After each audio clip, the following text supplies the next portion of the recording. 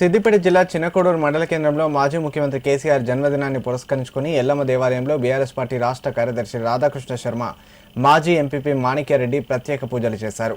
అనంతరం స్థానిక అంబేద్కర్ చౌరస్తా వద్ద కేక్ కట్ చేసి సంబరాలు నిర్వహించారు. ఈ సందర్భంగా వారు మాట్లాడుతూ తెలంగాణ రాష్ట్ర సాధకుడిగా కీర్తి గడించి రాష్ట్రాన్ని అన్ని రంగాల్లో అభివృద్ధి చేసిన ఘనత మాజీ ముఖ్యమంత్రి కేసీఆర్కు మాత్రమే దక్కుతుందని తెలిపారు. రాష్ట్ర ప్రజల గుండెల్లో కేసీఆర్ చిరస్థాయిగా నిలిచిపోతారన్నారు.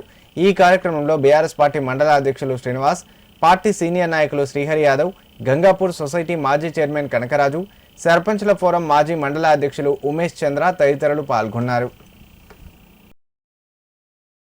తెలంగాణ రాష్ట్ర తొలి ముఖ్యమంత్రి వర్యులు గౌరవనీయులు శ్రీ కల్వకుంట్ల చంద్రశేఖరరావు గారు 72 వసంతాలు పూర్తి చేసుకుని 73వ వసంతంలోకి అడుగుడుతున్న సందర్భంగా సిద్దిపేట జిల్లా ప్రజలందరి పక్షాన, నా పక్షాన వారికి హృదయపూర్వక కృతజ్ఞతలు తెలియజేస్తా ఉన్నాను.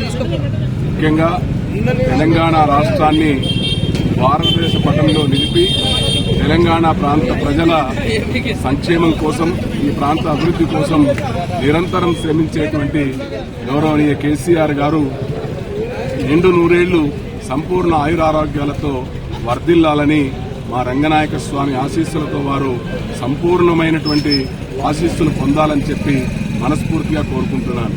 ఏదైతే తెలంగాణ ప్రజలు ఆకాంక్షించారో వాళ్ళ ఆకాంక్షలకు అనుగుణంగా తెలంగాణ రాష్ట్రాన్ని సాధించి ఈ ప్రాంతానికి గోదావరి జలాలను తెచ్చి గోదావరి జలాలతో ఈ ప్రాంతాన్ని సస్యశ్యామలం చేసినటువంటి ఘనత గౌరవనీయులు కేసీఆర్ గారిది. మరి వారు నిజంగా వారి నాయకత్వంలో తెలంగాణ రాష్ట్రం దేశంలోని ఒక అగ్రగామి రాష్ట్రంగా నిలవటం తెలంగాణ ప్రజలందరికీ కూడా గర్వకారణం.